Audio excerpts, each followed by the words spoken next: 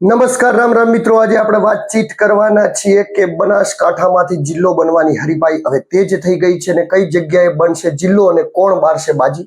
ત્યારબાદ આપણે વાતચીત કરવાના છીએ કે કઈ જગ્યાએ જિલ્લો બનાવવામાં આવે તો બધા જ લોકોને સેન્ટર પડી શકે એના વિશે આજે આપણે વિસ્તૃત ચર્ચા કરવાના છીએ. પરંતુ એ પહેલા જો આપ વિડીયોમાં નવા આવ્યા તો મારી ચેનલને લાઈક, સબસ્ક્રાઇબ અને ફોલો કરી દો.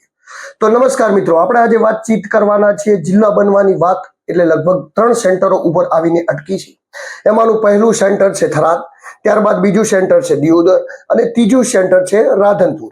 આ 3 જગ્યામાંથી કોઈ પણ એક જગ્યાએ જિલ્લો બનવાનું નક્કી થઈ ચૂક્યું છે. અને હવે કઈ જગ્યાએ જિલ્લો બનવાનો છે એ પણ ક્યાંક ને ક્યાંક હમણાં એવા સમાચાર આવ્યા હતા કે રાધનપુર ફાઇનલ જિલ્લો બનવાનો છે. પરંતુ રાધનપુર એ બનાસકાંઠાથી દૂર પડે છે.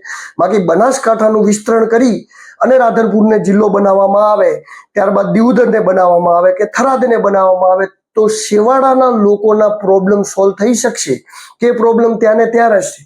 કેટલું ડિસ્ટન્સ કોને પડી શકે છે, કઈ જગ્યાએ કોણ સેન્ટરમાં છે, ત્યારબાદ જે રાજકીય હરીફાઈ ચાલી રહી છે કે ક્યાં જિલ્લો બને, દરેક સેન્ટરમાં પોતપોતાના જે નેતાઓ છે એ હરીફાઈ કરી રહ્યા છે, એના વિશે આપણે વિસ્તૃતમાં ચર્ચા કરીશું. તો આપ વિડીયોમાં બનેલા રહેજો. તો શરૂઆતથી જ વાતચીત કરીએ તો જે હરીફાઈ ચાલી રહી છે એના વિશે વાતચીત કરીએ તો જેમ કે દિયોદરની વાતચીત કરીએ તો દિયોદરમાં કેશાજી ચૌહાણ એટલે કે ભાજપના ધારાસભ્ય છે. ત્યારબાદ રાધનપુરની વાત કરીએ તો લવિંગજી ઠાકોર એટલે કે ભાજપના ધારાસભ્ય છે. અને ત્યારબાદ થરાદની વાતચીત કરીએ તો શંકરભાઈ ચૌધરી એટલે કે ભાજપના ધારાસભ્ય. ત્રણેય જગ્યા જે સેન્ટરો પસંદ કરવામાં આવ્યા છે, ત્રણેય જગ્યાએ ધારાસભ્ય તરીકે અત્યારે ભાજપના લોકો અથવા તો તેમના ધારાસભ્યો મોજૂદ છે. તો આમાંથી કયા ધારાસભ્ય કેટલું જોર લગાવી રહ્યા છે અને શું કરી રહ્યા છે તેની વિસ્તૃત વાત આપણે ચર્ચા કરીશું. પરંતુ એ પહેલા આપણે થોડી વાતચીત કરી લઈએ કે બનાસકાંઠાની અંદર કઈ જગ્યાએ સેન્ટરમાં જિલ્લો બને તો બધાને જ સેન્ટર પડી શકે. તો મિત્રો એની આજે આપણે વિસ્તૃત ચર્ચા કરીશું. આપ એક વિચાર કરો કે જો થરાદને જિલ્લો બનાવવામાં આવે, થરાદને એપી સેન્ટર બનાવવામાં આવે તો થરાદ જે જગ્યાએ છે એ જગ્યાએથી વાવ, આ બાજુ ધાનેરા, આ બાજુ લાખણી, આ બાજુ રાહ, ત્યારબાદ આ બાજુ દિયોદર સુધી થરાદને જોડતું મતલબ કે સુઈગામ, ભાભર આ બધા જ સેન્ટરોને જોડીને થરાદનું એક સેન્ટર બનાવી શકાય. પરંતુ કાંકરેજને જો થરાદમાં જોડવામાં આવે તો એની એ જ પરિસ્થિતિ થાય, તે દૂર પડી શકે. કારણ કે કાંકરેજમાં જે છેવાડાના ગામો છે એ ગામોને ક્યાંક ને ક્યાંક થરાદમાં લઈ જવામાં આવે તો પાલનપુર કરતા પણ દૂર અને ઓકવર્ડ જગ્યા પડી જાય. કારણ કે દિયોદર થઈને આમ થઈને જવું પડે ને પાલનપુર જવા માટે હાઈવે ટુ હાઈવે જવું પડે. તો એક ઓકવર્ડ સિચ્યુએશન ક્યાંક ને ક્યાંક કાંકરેજ માટે ઊભી થઈ શકે. થરાદને જિલ્લો બનાવતા બીજા બધા લોકોને તો રેડી પડી શકે, પરંતુ રાધનપુરને જો થરાદની અંદર સમાવવામાં આવે તો રાધનપુર અને કાંકરેજ આ 2 તાલુકાને ખૂબ જ દૂર પડી શકે. હવે વાત રહી ત્યારબાદ ત્યાંથી આગળ વધીએ તો આ બાજુ દિયોદરની. તો દિયોદરની આપણે વાતચીત કરીએ તો દિયોદર આમ સેન્ટરમાં પડે છે, પરંતુ દિયોદર જે સેન્ટરમાં પડે છે એની મુશ્કેલી લગભગ મને એવું લાગે છે કે ધાનેરા સિવાય કોઈને ન પડી શકે. કારણ કે કેમ મિત્રો, હું તમને સમજાવું. જેમ કે દિયોદરથી 40 કિમી થાય થરાદ એટલે કે 40 કિલોમીટર થરાદ થાય. ત્યારબાદ આ બાજુ ભાભર જઈએ તો 19 કિલોમીટર, ત્યાંથી આગળ જઈએ તો 46 કિલોમીટર સુઈગામ થાય, આ બાજુ વાવ 42 કિલોમીટર થાય, રાધનપુર 45 કિલોમીટર થાય અને કાંકરેજ તો લગભગ 10, 12, 15 કિલોમીટરની અંદર આવી જાય. ત્યારબાદ આ બાજુ ભેલડી એ 41 કિલોમીટર થાય. તો જે નકશો જે ધારો કે જોડવામાં આવે, ધારો કે થરાદ, વાવ, સુઈગામ, ભાભર, કાંકરેજ અને ક્યાંક ને ક્યાંક ભેલડી, લાખણી આ બધા જ સેન્ટરોને જોડવામાં આવે તો ક્યાંક ને ક્યાંક સૌથી સેન્ટર જે ગણી શકાય એ દિયોદર પડી શકે. પરંતુ એક જ પ્રોબ્લેમ થાય કે દિયોદર જે સેન્ટર પડે એના સામે માધ્યમમાં સૌથી ધાનેરા વિખૂટું પડી જાય. ધાનેરા એટલા માટે વિખૂટું પડી જાય કારણ કે ધાનેરાથી પણ ડીસા આવવાનું ને ડીસાથી પાલનપુર જવાનું. આમ તો ધાનેરા, ડીસા અને પાલનપુર એટલે લગભગ 60-65 કિમી જ થાય.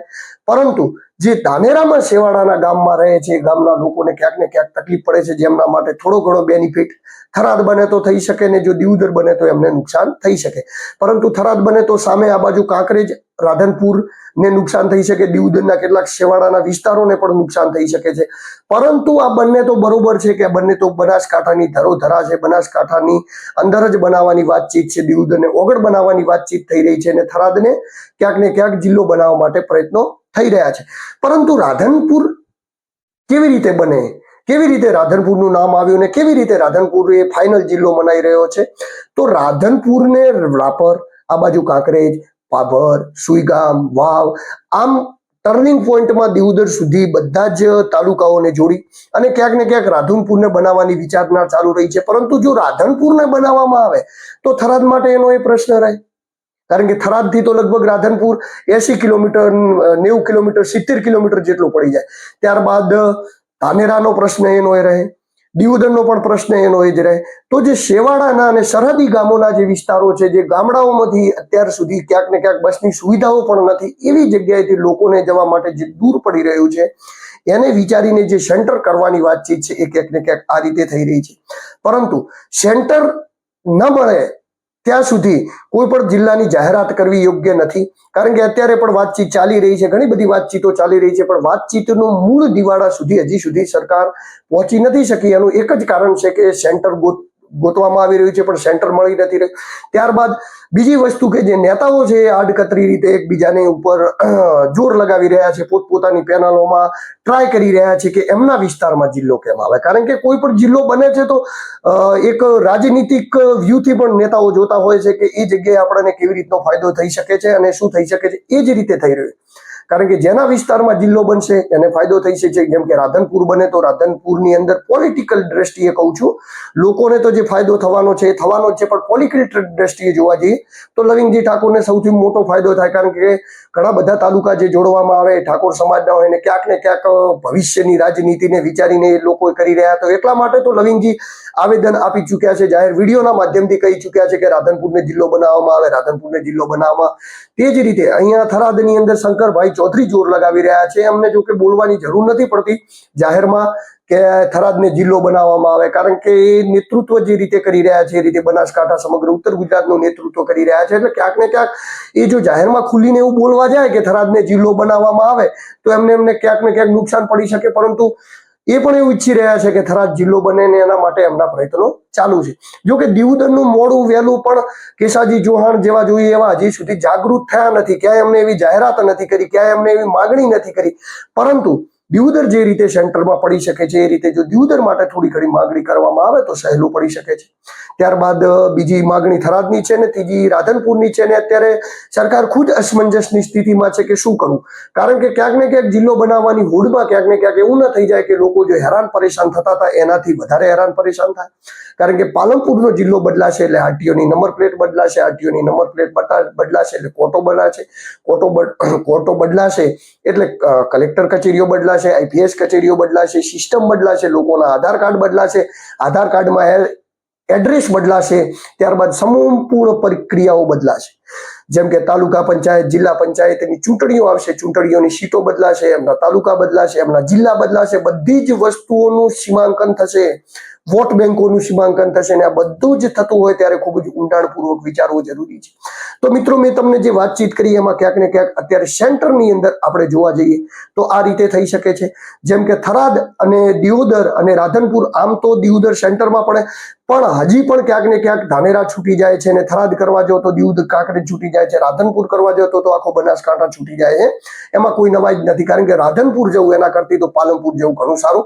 તો આમ જે રીતે વિચાર ચાલી રહ્યો છે સરકારનો એ રીતે યોગ્ય દિશામાં યોગ્ય જગ્યાએ સારું વિચારી આમ લોકોના હિત માટે સરહદી છેવાડાના લોકો જે એમને પાલનપુર જવામાં તકલીફ પડે છે, જેમના ગામથી લગભગ 100 કિલોમીટર પાલનપુર થાય, એવા લોકોને ધ્યાનમાં રાખીને ક્યાંક ને ક્યાંક સેન્ટર બનાવવામાં આવે. ચાહે થરાદ હોય, ચાહે દિયોદર હોય, કે પછી થરાદ કે દિયોદરની વચ્ચે કોઈ સેન્ટર હોય તો પણ ચાલે. આ બાજુ રાધનપુર, ભાભર એમની વચ્ચે કોઈ પણ જગ્યાએ એવું સેન્ટર લેવામાં આવે કે જેથી બધા જ લોકોને આરામથી પડી શકે. તો આવી વિશેષ ચર્ચાઓ આપણે આવનારા વિડીયોમાં કરતા રહીશું. અત્યારે મિત્રો આપણને જે વાતચીત હતી એ જ કે અત્યારે હરીફાઈની હોડ લાગી છે, અને હોડ એવી લાગી છે જિલ્લો બનાવવાની કે અત્યારે બધા જ નેતાઓ પોતપોતાનો દમ લગાવી રહ્યા છે. જેમાં ખાસ લવિંગજી ઠાકોર અને શંકરભાઈ ચૌધરી તો પોતાનો ફૂલ દમ બતાવી રહ્યા છે, પરંતુ કેશાજી ચૌહાણ ક્યાંક ને ક્યાંક કમજોર પડી રહ્યા છે. કેશાજી ચૌહાણે હજી સુધી એક પણ માધ્યમથી એવું નથી કહ્યું કે દિયોદર જિલ્લો બને. બાકી દિયોદર જિલ્લો અને ઓગળ જિલ્લો બને એ સૌથી પ્રબળ દાવેદારી છે, કારણ કે એ થોડું ઘણું વધારે સેન્ટરમાં પડી શકે છે એવું મને લાગે છે. પછી જે વિસ્તારમાં જે લોકો રહેતા હોય એમને એવું જ લાગતું હોય કે થરાદ બને તો અમને અમને ફાયદો થાય, રાધનપુર બને તો અમને ફાયદો થાય, દિયોદરના લોકોને એવું હોય કે દિયોદર બને તો અમને ફાયદો થાય. પરંતુ મિત્રો ક્યાંક ને ક્યાંક બધા જ લોકોનું, આમ લોકોની સેન્ટરનું વિચારી અને ક્યાંક ને ક્યાંક જિલ્લાની ઘોષણા કરવામાં આવે. તો નમસ્કાર, રામ રામ મિત્રો. આપના માટે હું અવનવા વિડીયો બનાવતો રહીશ. હું દિલુ ચૌધરી. નમસ્કાર, રામ રામ.